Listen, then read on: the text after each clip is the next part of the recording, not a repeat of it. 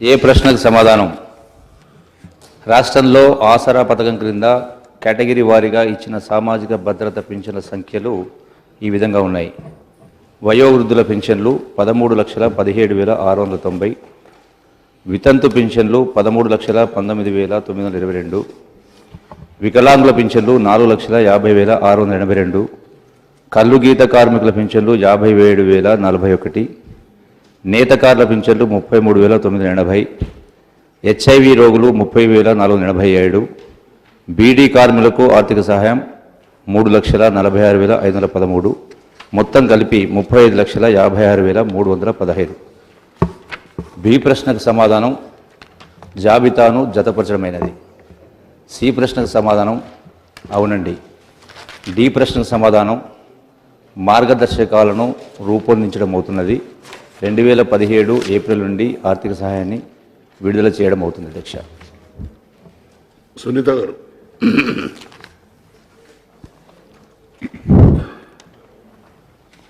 Speaker గారికి నమస్కారం. అదేవిధంగా మంత్రి గారికి మరి ఇచ్చిన సమాధానాలకి ధన్యవాదాలు తెలియజేస్తూ, అధ్యక్ష ఇందులో ఒక 2-3 క్లారిఫికేషన్స్ ఉన్నాయి.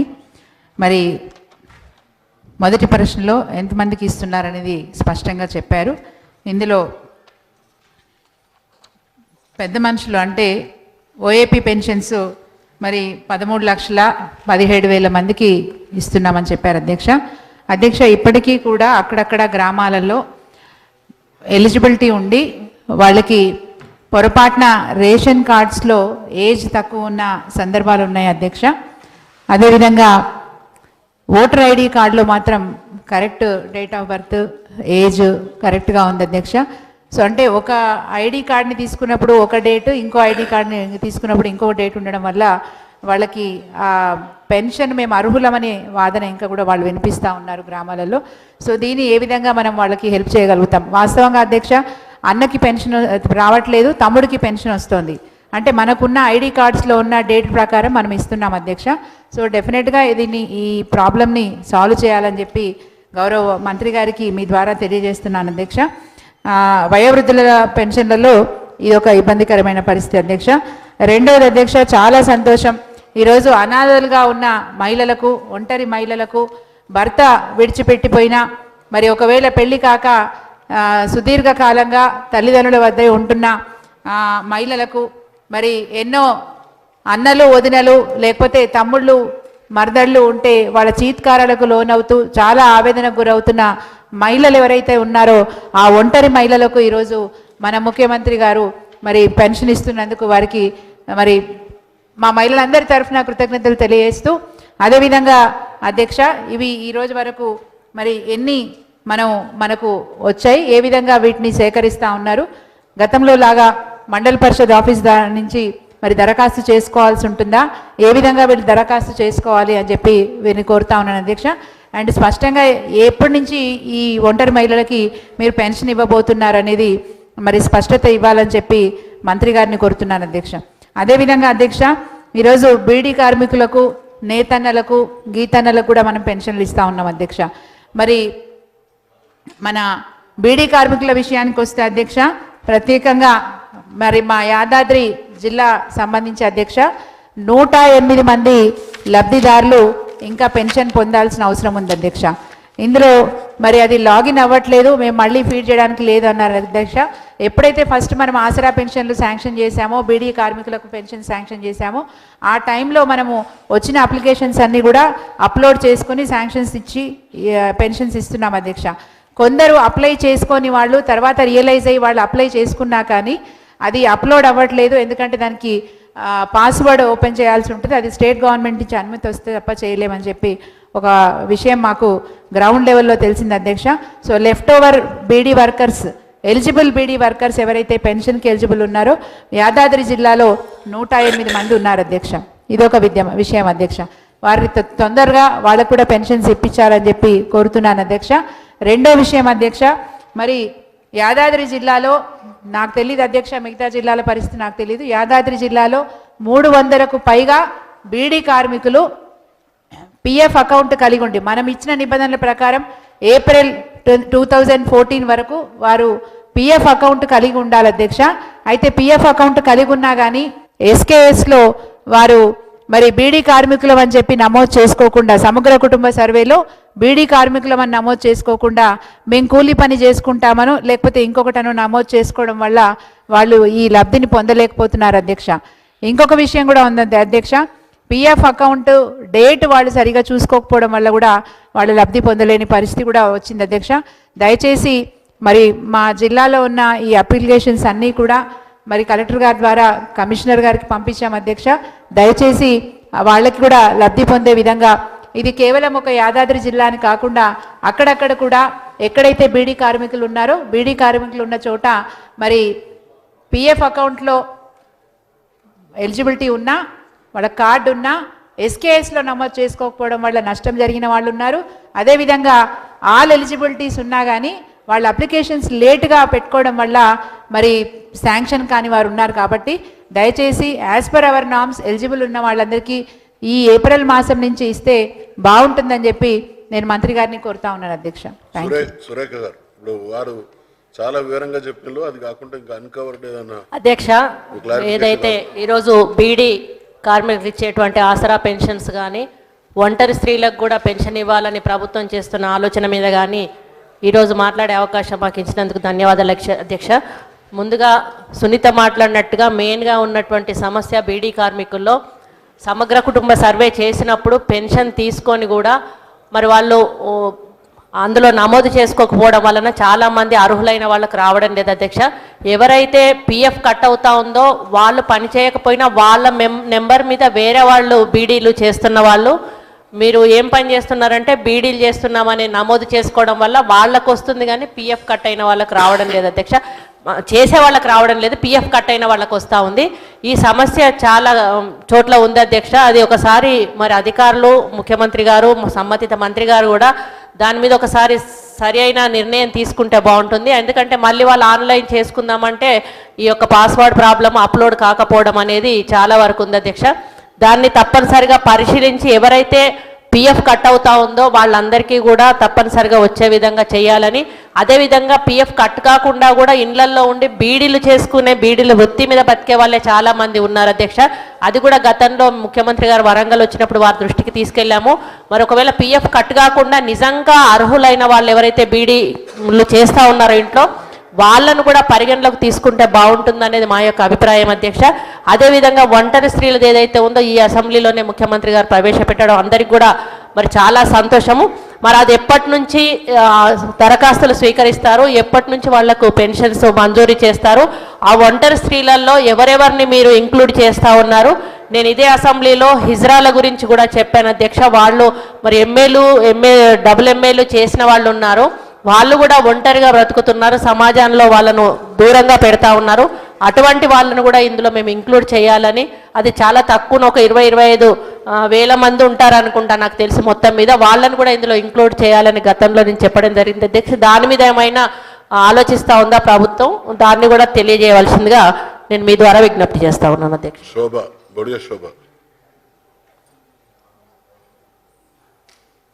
థ్యాంక్ యూ అధ్యక్ష.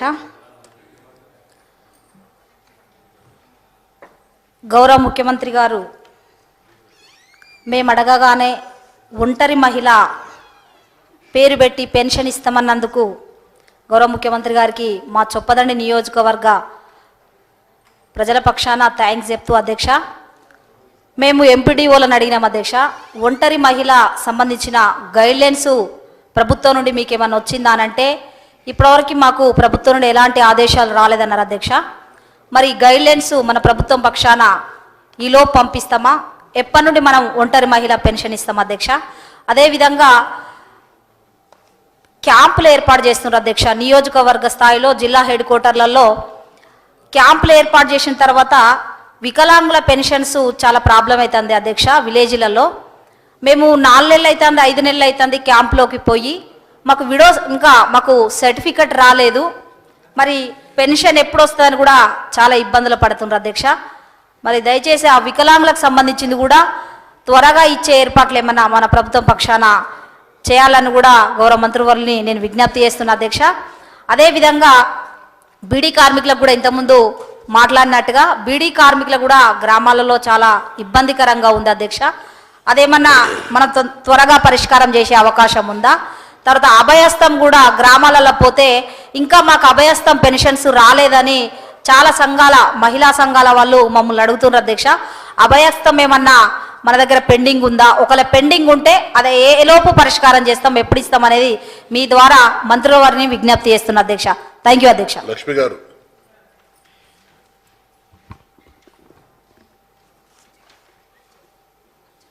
అధ్యక్ష, మన ముఖ్యమంత్రి గారికి మీకు రామ్ రామ్ అధ్యక్ష. ఈరోజు ఆసరా పెన్షన్ మీద మరి అవకాశం ఇచ్చినందుకు మీకు మళ్ళొకసారి ధన్యవాదాలు చెప్తూ, మరి ఏదైతే మన ఒంటరి స్త్రీలకు మన ముఖ్యమంత్రి గారు పెన్షన్ ఇవ్వడానికి తీసుకున్న వంటి విషయము, తర్వాత మనకు ఎవరైతే వృద్ధులు ఉన్నారో అధ్యక్ష, చాలామంది ముసలి వాళ్ళు మన విడో వాళ్ళకైతే ఆల్రెడీ వాళ్ళకు జీవో ప్రకారం అన్ని కరెక్ట్ ఇవ్వడం జరుగుతుంది అధ్యక్ష. కానీ వయసు ఉన్న వాళ్ళకి 70-80 సంవత్సరాలు ఉన్నా కూడా చాలామంది మా గ్రామంలో కుమ్రంభీము జిల్లాలో చాలామందికి పెన్షన్స్ రావట్లేదు అధ్యక్ష. మరి రెవెన్యూ డిపార్ట్మెంట్కి చెప్పేసి మరి అవి కరెక్ట్ ఇప్పుడున్న వంటి వయసు ప్రకారం ఇస్తే బాగుంటుంది అధ్యక్ష. చాలామంది పేదవాళ్ళు పెన్షన్స్ పొందలేకపోతున్నారు అధ్యక్ష. ఇంకోటి అధ్యక్ష, మనకు ఏదైతే మన వికలాంగులకు కానీ, తర్వాత గీత కార్మికులకు పెన్షన్స్ కానీ, చేనేత పెన్షన్స్ కానీ, బీడీ కార్మికులకు కూడా పెన్షన్స్ కానీ, నిజంగా ఈరోజు మా ముఖ్యమంత్రి గారు అందరు కూడా ప్రతి ఒక్కరికి మన పెన్షన్స్ ఇవ్వడం అనేది చాలా సంతోషం అధ్యక్ష. అట్లనే ఏదైతే మన ఒంటరి మహిళలకు పెన్షన్స్ ఇవ్వడంలో మరి ఎప్పటి వరకు ప్రభుత్వం తీసుకుంటుంది అధ్యక్ష? మరి మన సంబంధ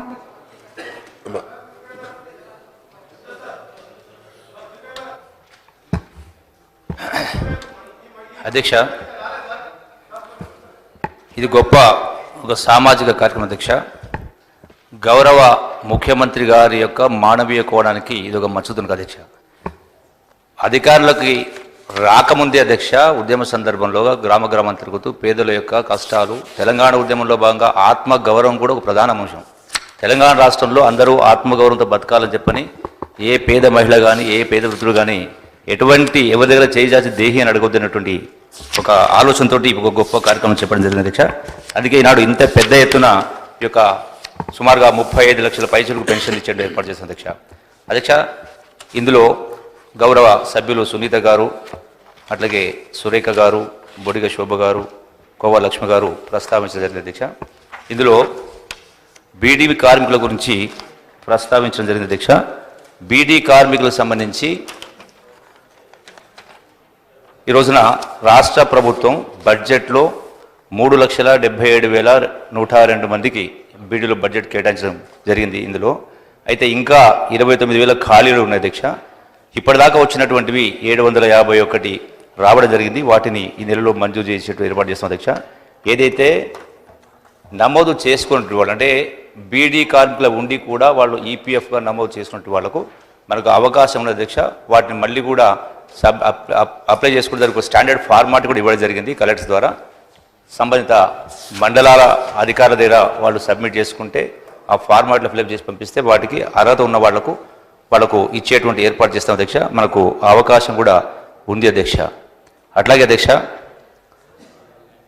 ఒంటరి మహిళల గురించి కూడా ప్రస్తావించడం జరిగింది అధ్యక్ష.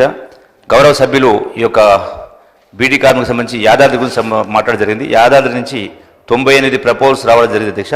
వాటిని ఈ నెలలో మంజూరు చేసేటువంటి ఏర్పాటు చేస్తా ఉన్నాం అధ్యక్ష. అట్లాగే ఒంటరి మహిళలకు సంబంధించి ఎప్పుడు ఇస్తారని ప్రస్తావన జరిగింది. ఎక్కడ వెళ్ళినా ఇంకా మాకు సమాచారం లేదని సభ్యురాలు ప్రస్తావించడం జరిగింది అధ్యక్ష. వీటిని ఏప్రిల్ నెల నుంచి ఈ యొక్క ఒంటరి మహిళలకు పెన్షన్ ఇచ్చేటువంటి ఏర్పాటు చేస్తా ఉన్నాం. అయితే ఏప్రిల్ పెన్షన్లు మే 1 వరకు ఇస్తాం కాబట్టి దానికి సంబంధించిన గైడ్ లైన్స్, దానికి సంబంధించినటువంటి ఎన్యూమరేషన్ జరుగుతుంది అధ్యక్ష. అవి పూర్తి కాగానే ఏప్రిల్ నుంచే ఎఫెక్ట్ నుంచి ఇచ్చేటువంటి ఏర్పాటు చేస్తాం అధ్యక్ష. అది ప్రాసెస్లో ఉంది అధ్యక్ష. అట్లాగే గౌరవ శాసనసభ్యుల సురేఖ గారు ప్రస్తావన జరిగింది. హిజరాల గురించి కూడా చెప్పడం జరిగింది. మరి దానిపైన ప్రభుత్వం పరిశీలన చేస్తుంది అధ్యక్ష. అట్లాగే అధ్యక్ష, వికలాంగుల గురించి వాళ్ళ పెన్షన్స్ గురించి ప్రస్తావించడం జరిగింది. చాలామంది తిరుగుతూ ఉందని చెప్పిన అధ్యక్ష. ఈ వికలాంగులకు సంబంధించి అధ్యక్ష జిల్లా 31 జిల్లా కేంద్రాల్లో ఈ యొక్క మెడికల్ బోర్డ్స్ను ఏర్పాటు చేయడం జరిగింది. జిల్లాతో సంబంధం లేకుండా, బడ్జెట్తో సంబంధం లేకుండా అందరికీ కూడా 100% న్యాయం చేసేట్టు ఏర్పాటు చేస్తున్నాం అధ్యక్ష. ఎక్కడ కూడా ల్యాప్సెస్ జరగనీయం అధ్యక్ష. Question number 2248, Deputy Chief Minister, Minister for Education.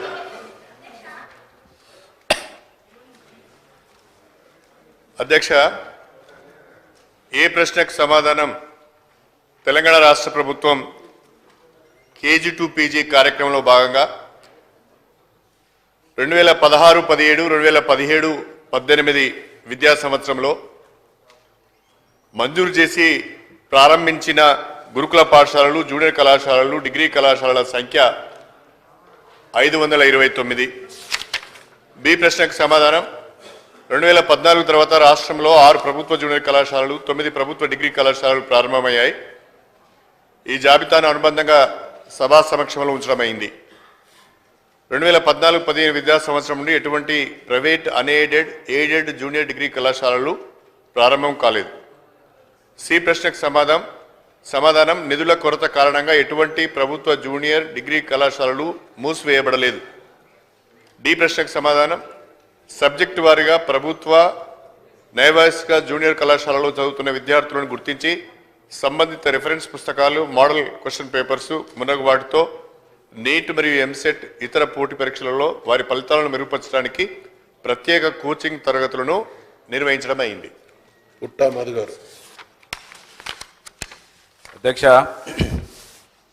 రాష్ట్రంలో ఎక్కువ జనాభా గల బీసీ జనాభా ఉన్నటువంటి ఈ రాష్ట్రంలో బీసీ గురుకులాలను 119 ఇచ్చి బీసీ బిడ్డలను గౌరవిస్తున్నందుకు గౌరవ ముఖ్యమంత్రి గారికి మనస్ఫూర్తిగా ధన్యవాదాలు తెలియజేస్తూ, అధ్యక్ష 2017-18లో ఈ గురుకులాలను ప్రారంభిస్తానని ప్రకటించడం జరిగింది. దీనికి అకాంపిటేషన్ ఏ విధంగా చూస్తూ ఉన్నారో తెలియాలని గౌరవ మంత్రి గారిని కోరుతా ఉన్నాను. అంతేకాకుండా 5th to 12కు అడ్మిషన్లను మరి తీసుకుంటా ఉన్నారని ప్రకటనలు చేయడం జరిగింది. కేజీ టు 4th ఏ విధంగా వాళ్ళను మరి అకామిడేషన్ చేస్తారో వాళ్ళని ఏ విధంగా కేజీ టు పీజీ 4థ్కు మీరు చదివిపిస్తారో దాన్ని కూడా వివరంగా తెలపాలని గౌరవ మంత్రి గారిని మీ ద్వారా కోరుతా ఉన్నాను అధ్యక్ష. చిన్నారెడ్డి గారు.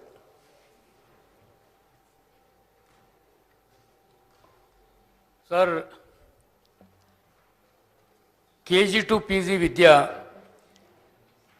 గౌరవ మంత్రివర్యులకు తెలియనటువంటి విషయం కాదు. నేను కొత్తగా చెప్పాల్సిందేం లేదు వారికి. నేను అంటుందేమంటే,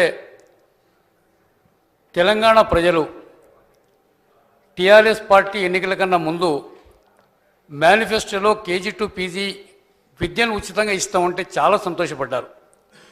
మా పిల్లవాడు కూడా ధనవంతుల పిల్లల మాదిరిగా గొప్పగా చదువుకొని ఓ గొప్ప వ్యక్తిగా తయారవుతాడనేటువంటి ఆశ చాలామందికి ఉండే. మేము అనుకుందేమంటే, భావించింది ఎన్నికలు అయిపోయిన తర్వాత టీఆర్ఎస్ పార్టీ ప్రభుత్వం ఏర్పాటు చేసిన తర్వాత ప్రతి గ్రామంలో ఉండేటువంటి ప్రైమరీ స్కూల్లో కాన్వెంట్ స్కూల్స్ మాదిరిగా, ఇంగ్లీష్ మీడియం స్కూల్స్ మాదిరిగా ఇక్కడ కూడా కేజీ నుంచి విద్య మొదలు పెడతారనేటువంటి భావన మాకుండే. కానీ 3 విద్యా సంవత్సరాలు అయిపోతూ ఉన్నాయి, ఇంతవరకు కేజీ గురించి ఎక్కడ ప్రస్తావన లేదనేటువంటి మాట నేను మనం చేస్తున్నాను. ఎందుకంటే మీరు చేసిన వాగ్దానం నిలబెట్టుకోనేటువంటి మాట చెప్పడం తప్ప మిమ్మల్ని తప్పు పడతలేండి నేను. దీనికి అవకాశం కూడా ఉంది. ఎందుకంటే పట్టణాల్లో ఉండేటువంటి పిల్లలు వాళ్ళ తల్లిదండ్రులు మంచి మంచి స్కూల్స్కి, కాన్వెంట్ స్కూల్స్కి, ఇంగ్లీష్ మీడియం స్కూల్స్కి కేజీ నుంచి, నర్సరీ నుంచి ఎల్కేజీ, యూకేజీతో మొదలుపెట్టి ఫస్ట్ క్లాస్ చేరుతూ ఉన్నారు. మీరు ప్రైవేట్ పాఠశాలతో పోటీ పడుతూ గవర్నమెంట్ స్కూల్స్లలో కూడా కేజీని ఇంట్రొడ్యూస్ చేయమని తమ ద్వారా గౌరవ మంత్రివర్యులు నేను కోరుతా ఉన్నాను. ఒకవేళ ఈ స్కూల్స్లలో ఇంట్రొడ్యూస్ చేసే అవకాశం లేకపోతే కనీసం అంగన్వాడీ బళ్ళనన్నా మనకి ఇన్ఫ్రాస్ట్రక్చర్ ఉంది కాబట్టి దాన్నన్నా మీరు కేజీ నర్సరీ ఎల్కేజీ యూకేజీగా కనుక కన్వర్ట్ చేయగలిగితే దాని నుంచి ఫస్ట్ క్లాస్కు మనం ఈ పాఠశాలకు తీసుకురావడానికి అవకాశం ఉంటుంది. అదే మాదిరిగా పీజీ కూడా మీ వాగ్దానం నిలబెట్టుకోవడానికి ప్రతి కాన్స్టిట్యున్సీ హెడ్ క్వార్టర్లో ఒక పీజీ సెంటర్ ఏర్పాటు చేస్తే బాగుంటుందనేటువంటి నా మనవి తమ ద్వారా గౌరవ మంత్రివర్యులకు. అందుకని ఆ విధంగా మీరు చేసినటువంటి ప్రధానమైనటువంటి వాగ్దానం ఈ కేజీ టు పీజీ నెరవేరడానికి అవకాశం ఉంటుంది. కనీసం ఈ 2 సంవత్సరాల్లో ఆ ప్రయత్నం జరగాలని తమ ద్వారా గౌరవ మంత్రులు నేను కోరుతా ఉన్నా అధ్యక్ష. Thank you.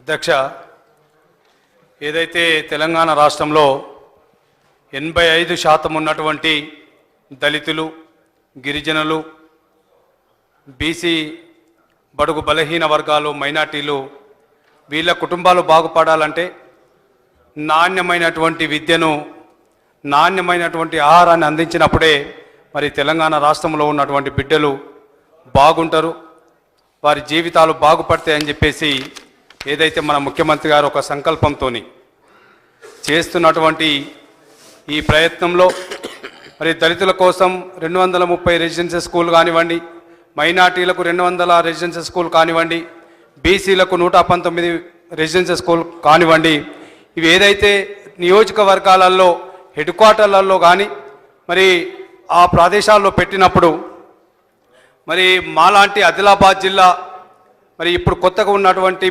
అస్వాబాద్ కానీ, మంచిర్యాల కానీ, మరి కాగజ్నగర్, దేగాం, బెజ్జోర్, కౌటాల, తర్వాత వేమనపల్లి, నెన్నెల, భీమిని లాంటి మారుమూల ప్రాంతంలో ఉన్నటువంటి మరి ఏదైతే బిడ్డలు ఉన్నారో మరి ముఖ్యంగా ఆడపిల్లల అధ్యక్ష, ఏదైతే ఆడపిల్లలు 10th వరకే ఆ మండలాలలో చదువుకున్న తర్వాత ఇంటర్మీడియట్కు పోవాలంటే మరి పిల్లలకు అక్కడ జూనియర్ కాలేజీలు లేవు అధ్యక్ష. ఇప్పుడు నా నియోజకవర్గంలో బెల్లంపల్లి నియోజకవర్గంలో 7 మండలాలలో అధ్యక్ష ఒకటే మండలానికి బెల్లంపల్లి హెడ్ క్వార్టర్లో ఒకటే జూనియర్ కాలేజ్ ఉంది తప్ప మరి 5 మండలాలకు జూనియర్ కాలేజీలు లేవు. దానివల్ల 10వ తరగతి చదువుకున్న పిల్లలు, ఆడపిల్లలు ఏదైతే ఉన్నారో పట్టణాలకు పోలేక మరి వారు అక్కడనే డ్రాప్ అవుట్ అయ్యి మరి పిల్లలు పెళ్ళిళ్ళు చేసుకునే పరిస్థితి వస్తున్నది. మరి అక్కడ ఉన్నటువంటి బీసీలు మరి గొల్ల వాళ్ళు ఏదైతే ఉన్నారో అధ్యక్ష మన యాదవులకు పిల్లలైతే ముందు నుంచి కూడా వాళ్ళకి అలవాటు, చిన్న పిల్లలు అప్పుడే పెళ్ళిళ్ళు చేయడం అలవాటు. మనం ఎంత మోటివేట్ చేసినప్పటికీ కూడా మరి బాల్య వివాహాలు అవుతున్నాయి.